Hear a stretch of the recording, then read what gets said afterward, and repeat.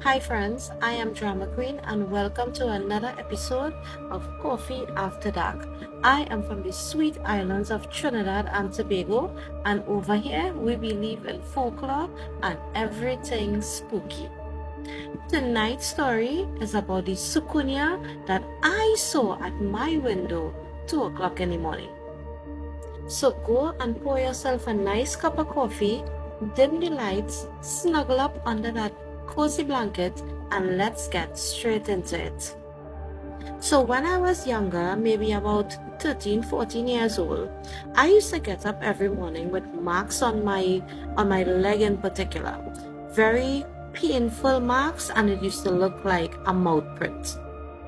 So I will get up and I will show my mother. I will say, "Mommy, look at my leg." And I would have it like on both legs sometimes one leg, but different spots on my leg. And I would wake up, like if I wake up today with a mark, it will rest for about 2-3 days, and then I would get back up with another fresh one.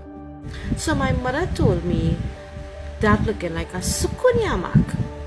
So I told my mother, I said, "Well, where does Soucouyant coming from? Who the Soucouyant could be?" Because a long time ago, you would hear that the old people would say a Soucouyant is a old lady. So my mother told me there was a suspicion that there was an elderly lady in the area, and everybody used to say she's a Soucouyant, but nobody had any evidence of such. It was barely superstition, but we say we're going and try something and see if it will work. So my mother told me later in the afternoon, before we go to bed, she will tell me what to do. So when it was about 7 o'clock, just before I went to bed, we sprinkled salt on all the windowsills of the house, right? And we sprinkled all by the front door, and we sprinkled outside. We just took the salt and just threw it in the air. And when we locked the front door, we had a cookie broom, and we turned the cookie broom upside down and leaned it up by the front door. Mind you, me know nothing about this. I just in the midst of everything, and I just trying to not get stuck again. So I was just going ahead with what my mother was saying. So we locked up the house that night, went to bed. So she told me, she said, "If you hear something fall on the roof, wee hours of the morning, do not look outside. All right? Just stay quiet and don't look outside." So about 1:30, between 1:30 and 2 o'clock, I hear a loud bang on top of my roof. It just sound like something fall bang on the roof. And it never roll, it never move, it just fall and stop right there. It woke me up instantly, because that night I really couldn't sleep properly. I was sleeping in between, but I was uneasy for some reason. So when I heard the fall, I woke up instantly and I just laid there and I said nothing. So nothing happened for the next 15 minutes or so. The place was just very, very quiet. The dog outside barking a funny type of way, like a kind of a barking and a howling in between, but I couldn't really put my finger on it. But I told myself, he is seeing somebody. So I laid in my bed very still and I said nothing. All of a sudden, I started to hear like a kind of fidgeting outside my bedroom window.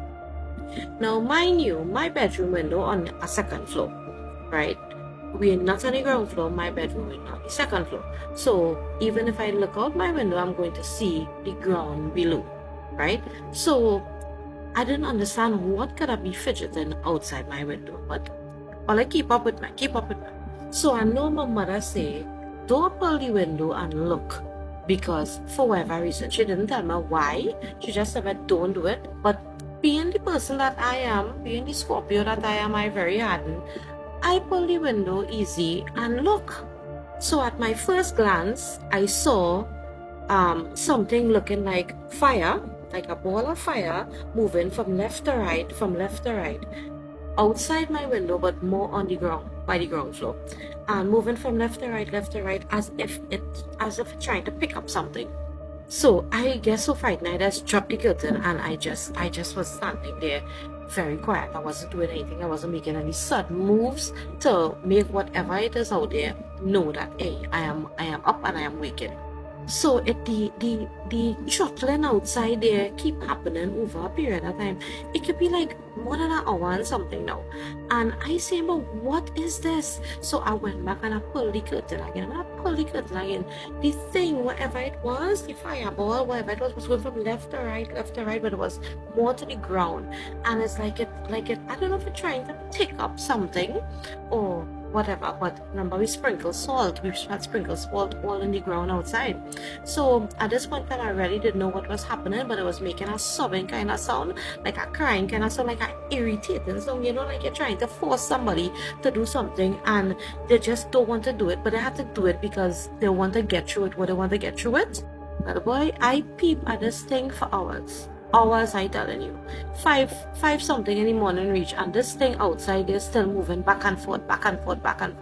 So for hours now, and I afraid to call my mother because my mother sound asleep, but she in the next bedroom.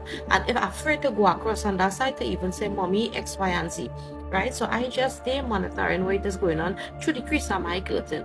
All you know, the cock start to crow by my neighbor. The cock start to crow, so that telling you it's morning time coming now, right? And like the place start to get a little bright. The thing take off. The thing take off like a whoosh in the sky, and it just went, right? I don't know where it went. All I know, it just take off and it went over by my neighbor and them place, and it just went and it just disappeared through the trees. So morning time come now, and I call my mother. I say, mommy, come, let me talk to you. So I tell her, I said, look, X, Y, and Z, this is what happened last night, this is what I see and whatever. And she started cuss me. She started cuss me and quarrel with me and tell me, she tell me not to look. I cannot get damaged or I cannot get hurt. If whatever it is was seeing me looking at them, they could try to hurt me spiritually, right? And I was like, okay, well, I didn't know, you never tell me anything. But anywho, she told me what was happening is the Soucouyant, right, which is an old woman who does turn a ball of fire and take out her skin and turn a ball of fire. She is the person where I had to pick up every single grain of salt outside the house, and even when she reached up by the window to come in, she would have to pick up every single grain of salt before she could get in the house to suck you.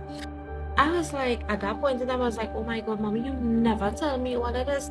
But anyway, the moral of the story is the Soucouyant couldn't come in the house unless she had checked every single grain of salt that we had sprinkled or put on our windowsill or whatever the case may be.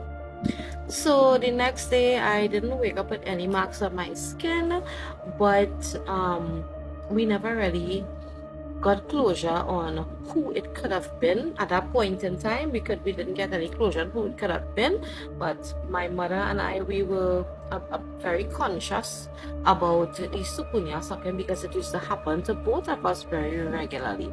So guys, this was another short story, a true story on my behalf, a very true story. So tell me in the comment section what you guys think, if you guys have ever had any experience with a Soucouyant or have heard tales about the Soucouyant, and drop it in the comment section and we'll discuss. And guys, thank you for sitting with me and listening to another episode of Coffee After Dark. I love you guys. Until next time.